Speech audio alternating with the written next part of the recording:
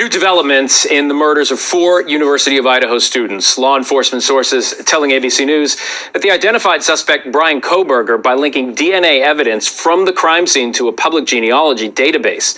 Kohberger is scheduled for an extradition hearing in Pennsylvania tomorrow, and that is where our Kana Whitworth is tonight. The man accused of stabbing 4 college students to death set to appear before a judge within hours, waiving extradition and paving the way for his swift return to Idaho.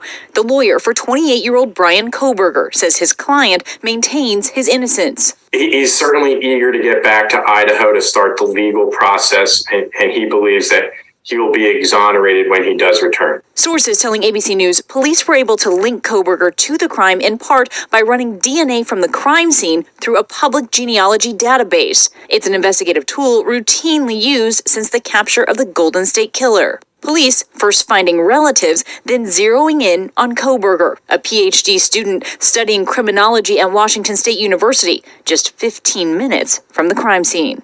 Kohberger was also a teacher's assistant. One of his students says he seemed a little different after the murders. I remember he looked a little bit more disheveled. He had like some stubble coming on, and his hair was a little, messed up or whatever.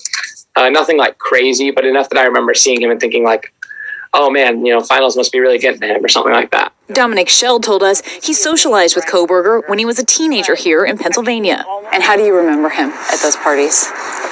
Withdrawn, kept to himself. Tonight, investigators processing Kohberger's white Hyundai Elantra they say was spotted on surveillance near the crime scene.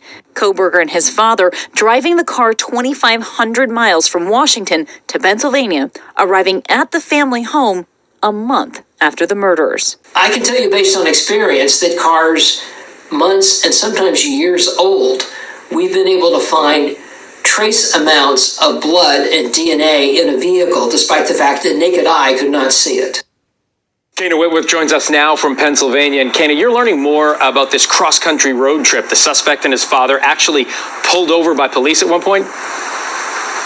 Yeah, Phil, so Brian's lawyer telling me that it actually happened twice, both times in Indiana, about an hour apart, once for speeding and once for tailgating. Now, Brian was arrested about 17 days later and has been held here at the Monroe County Correctional Facility awaiting his hearing tomorrow. Phil. All right, Kana, thank you.